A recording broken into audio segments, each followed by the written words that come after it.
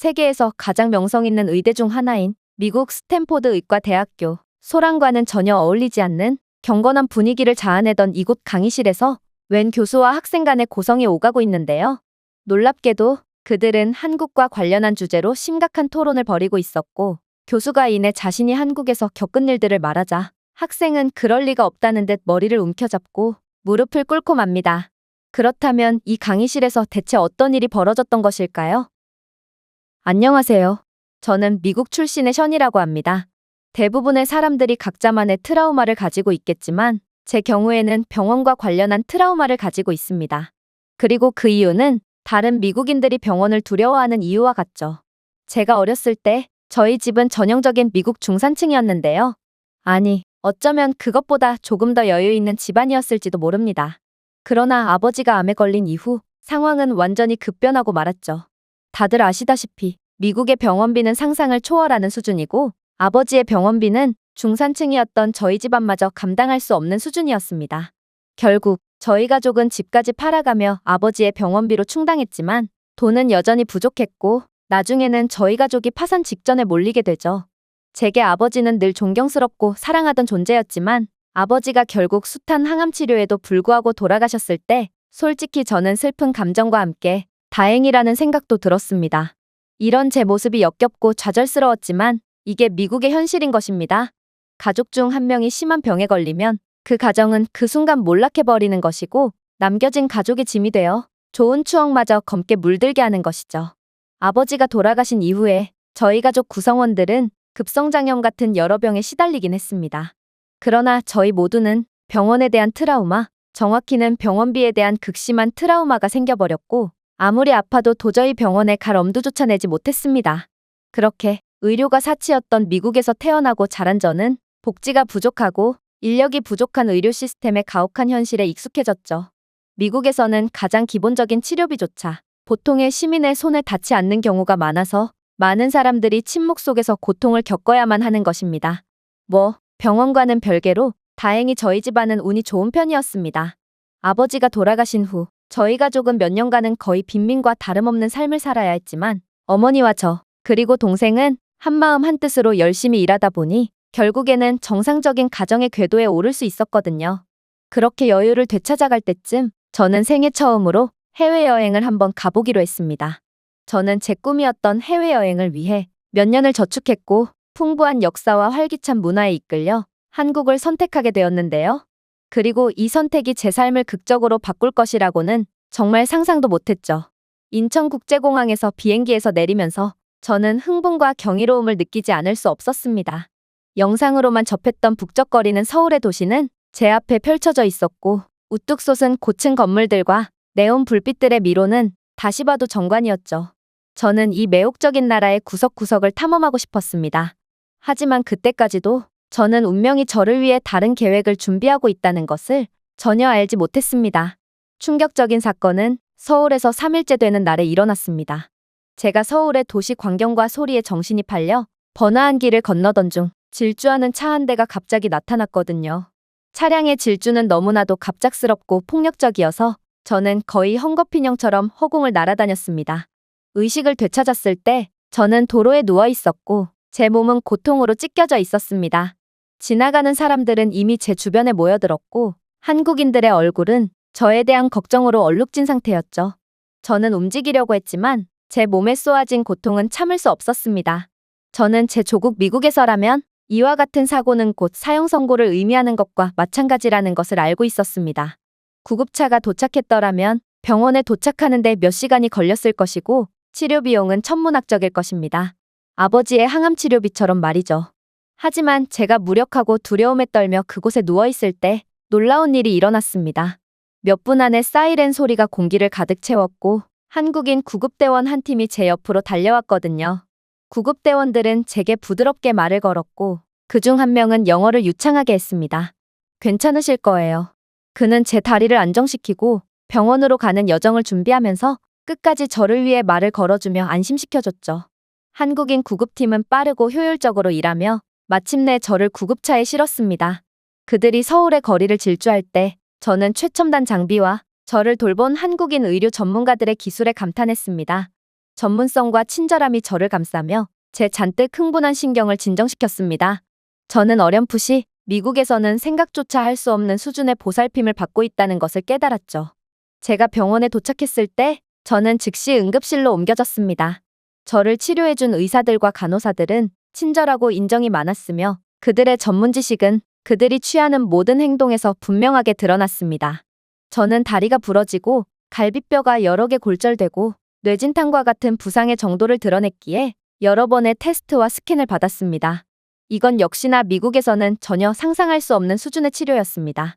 저는 외국인이었음에도 불구하고 극도로 긴급하고 전문적인 대우를 받았죠. 한국 병원은 최신 기술을 갖추고 있을 뿐만 아니라 항상 도울 준비가 된 전문가들에 의해 직원이 배치되었습니다. 한국 병원의 시스템과 수준의 효율성은 놀라웠습니다. 미국에서 몇 주 혹은 심지어 몇 달이 걸릴 치료는 결국 며칠 만에 끝이 났거든요. 하지만 저는 이러한 한국에 대한 감탄도 잠시 곧 믿기 싫은 사실 하나를 통보받게 됩니다. 바로 저를 뺑소니치고 도망간 운전자는 알고 보니 한국에서 불법적으로 체류하고 있는 중국인이었고 그는 음주운전으로 제 여행을 완전히 망쳐놓고도 치료비를 지불할 어떠한 능력도 없음이 밝혀졌거든요. 결국 이 모든 치료비는 제가 지불해야 됐던 것입니다. 저는 문득 제 아버지가 항암 치료를 받던 때의 경험이 떠올랐습니다. 이 정도 수준의 치료라면 치료비는 제가 감당할 수 있는 수준의 액수를 한참이나 지났을 것이 분명했고 저는 이대로라면 저희 가족은 완전히 파산이라는 생각에 망연자실해졌죠. 하지만 저는 그렇게 희망 없이 청구서를 확인해 본 결과 경악을 금치 못하고 말았습니다. 고국인 미국에서는 이런 포괄적인 치료에 드는 비용이 천문학적이었을 것이지만 한국에서는 제 치료가 국가의료보험 시스템에 의해 보장되고 있었거든요. 결국 저는 재정적인 부담에 대해 걱정할 필요 없이 최고의 의료 서비스를 받을 수 있었습니다. 한국 병원에서 회복하면서 저는 제 경험을 되돌아보게 되었습니다. 저는 한국과 미국의 의료 시스템의 극명한 대조에 감명을 받았죠. 한국에서 양질의 의료 서비스에 대한 접근은 부유한 사람들을 위한 특권이 아니라 기본적인 인권이었습니다. 저를 치료해준 한국인 의료진들은 영리보다는 치유에 대한 열정에 이끌려 고도로 숙련되고 자신들의 일에 헌신했습니다. 저는 미국의 의료 시스템을 새로운 시각으로 보기 시작했습니다. 저는 의료 인프라에 대한 투자 부족과 높은 치료 비용이 피할 수 없는 부분이 아니라 잘못된 우선순위와 시민의 건강을 중시하지 못한 결과라는 것을 깨달았습니다. 제가 마침내 회복하고 집으로 돌아갈 준비를 하면서 저는 제 인생의 방향을 바꿀 결정을 내렸습니다. 한국에서 받았던 놀라운 치료에 영감을 받아 저는 스스로 의사가 되기로 결심했거든요. 저는 미국의 기형적인 의료비 해결책의 일부가 되기를 원했고 시민들의 지불 능력에 상관없이 모두에게 양질의 치료를 제공할 수 있는 의료 시스템을 미국에서 구축하는 것을 돕고 싶었습니다. 그렇게 저는 한국의 의료에 대한 감사와 찬사, 그리고 미국을 변화시킬 거라는 절박한 마음만으로 몇 년간 공부에 전념했고 결국 미국 스탠포드 의과대학이라는 의과대학 중에서도 세계 최고의 명문대학교에 진학하는 쾌거를 달성할 수 있었습니다. 그리고 공교롭게도 저는 이곳 대학교에서 첫 번째 수업에서부터 경악을 금치 못할 경험을 하게 되었습니다. 일단 한국의 의료보험 제도와 높은 수준의 의료 인프라는 미국에서도 매우 유명한지 교수님께서는 본격적인 수업에 앞서 한국의 의료 시스템을 예로 들며 미국도 한국을 본받고 한국과 같은 시스템을 추구해야 한다는 강의를 하셨습니다. 여러분들이 본격적으로 의사가 되는 과정을 시작하기 전에 한 번쯤은 한국이라는 나라가 만든 기적에 대해 되짚고 갔으면 좋겠습니다. 한 세기 전, 일제강점기, 그리고 그 후 한국전쟁의 참화로 페이지를 돌려봅시다. 그 당시 한국의 의료 인프라는 거의 존재하지 않았습니다. 아니, 아예 존재하지 않았다고 보는 게 맞을 겁니다. 이 나라에는 그저 국제기구에서 지원온 소수의 의료팀만 있었을 뿐이었으니까요. 갈등과 식민지 억압으로 찢어진 한국은 광범위한 가난과 사실상 체계적인 의료 서비스가 없는 거대한 곤경에 직면한 것입니다. 그러나 이러한 고난의 잿더미 속에서 한국은 재건뿐만 아니라 건강과 복지에 대한 접근법의 혁명을 일으키기로 결심했습니다. 가난으로 얼룩진 한국의 거리에서 현대 서울의 첨단 병원과 진료소로 가는 여정은 단지 기술력에 대한 증거일 뿐만 아니라 한국인의 불굴의 정신에 대한 증거입니다. 1970년대의 한국은 현재 세계에서 가장 효율적이고 포괄적인 건강보험제도 중 하나가 될 수 있는 기반을 마련하기 시작했습니다. 그리고 1989년까지 이것은 보편적인 건강보험제도로 확대되었고, 이는 불과 10여 년 만에 이룩한 놀라운 업적입니다. 오늘날 의료는 특권이 아니라 권리임을 보장하는 국민 건강보험 서비스가 한국의 모든 거주자에게 적용됩니다. 이 시스템은 다른 선진국에서 흔히 볼 수 있는 과도한 병원비와 비교할 때 압도적으로 저렴한 비용으로 고품질의 의료 서비스를 받게 합니다. 오직 한국에서만은 아무도 의료 비용에 대한 두려움, 즉 기괴할 정도로 비싼 의료비 때문에 고통이나 질병을 견딜 필요가 없습니다. 이건 정말 놀라운 결과입니다.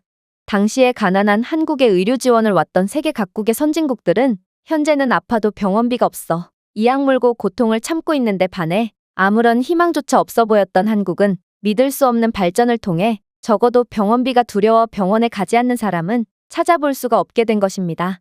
한국이 발전시킨 시스템의 효율성은 놀랍습니다. 환자들은 최소한의 대기 시간으로 병원에 갈 수 있고 세계적인 수준의 진보된 의료 서비스를 받을 수 있습니다. 의료 인프라에 대한 한국의 투자는 교육 및 기술에 대한 문화적 강조와 결합되어 의료 분야에서 세계적인 수준으로 이어집니다. 나아가 응급 상황에 대한 신속한 대처와 한국 병원에서 볼 수 있는 체계적이고 환자 중심적인 접근은 몹시 모범적입니다. 요즘 같은 디지털 시대에 여러분들은 한국에서 다친 외국인들이 그들에게 제공되는 한국의 서비스의 속도와 돌봄, 경제성을 보고 감탄을 하며 한국 의료를 찬양하는 장면을 많이 보았을 것입니다. 말 그대로 이는 단순한 고립된 사례가 아니라 한국의 헬스케어 서사에서 표준적인 시나리오라는 것입니다. 정말 놀랍지 않습니까?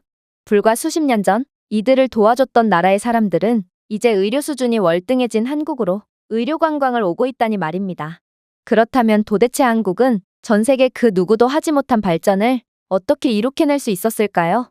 이러한 변화는 정과안에 대한 한국인의 헌신, 공감, 연민, 그리고 역경을 극복하려는 집단적인 의지를 구현하는 뿌리 깊은 문화적 개념인 아름다운 사고방식에 의해 주도되었습니다.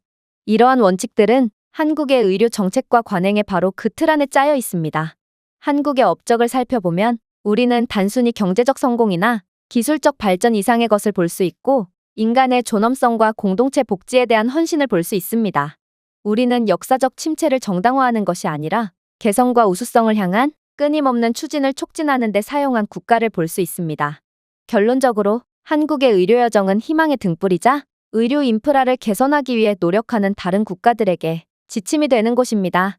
올바른 가치, 회복력, 집단적 노력으로 변혁이 가능할 뿐만 아니라 불가피하다는 분명한 메시지입니다. 미국 또한 한국을 본받고 의료 서비스가 더 건강하고 인정이 많은 사회로 연결되도록 노력해야 합니다.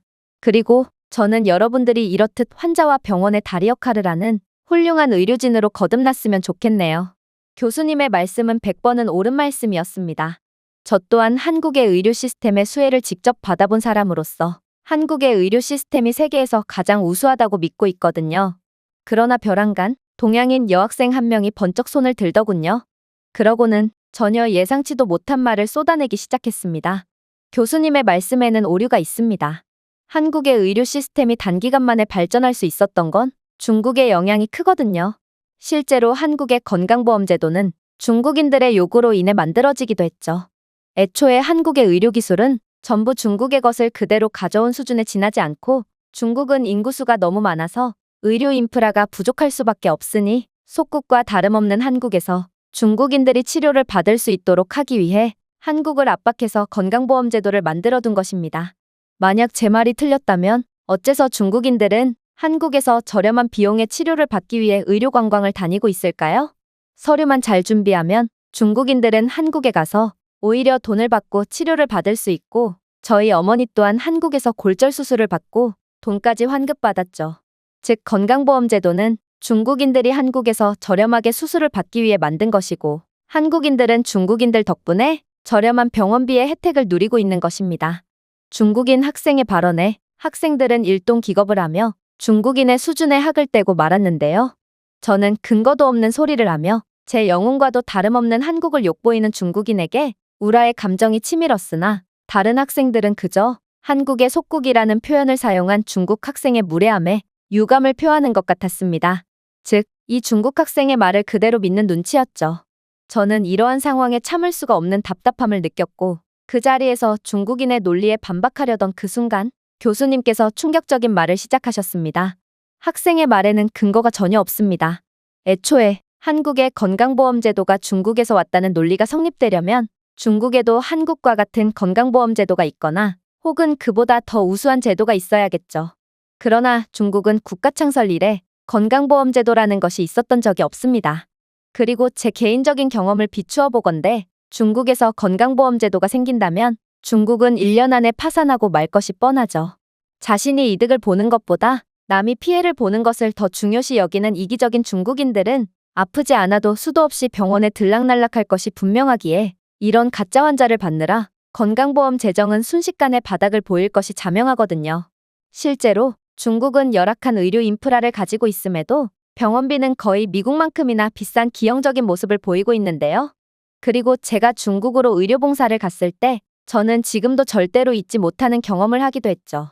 바로 제가 봉사를 하던 병원 측에서는 비싼 병원비 때문에 진료를 받지 못하는 중국인들을 위해 하루 동안만 기본적인 진찰에 한해 무료로 해주는 봉사를 진행했거든요. 그러나 중국인들은 진찰을 받고도 계속 줄을 서가면서 다시 진찰을 받는 거 아니겠어요?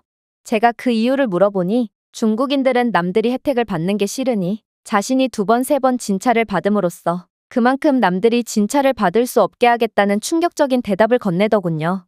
또한 이들은 기본 진찰뿐만 아니라 다른 전문적인 검사도 해달라며 난동을 부려서 결국 병원 측의 의료 장비가 여러 개 박살나는 큰 피해를 입기도 했습니다.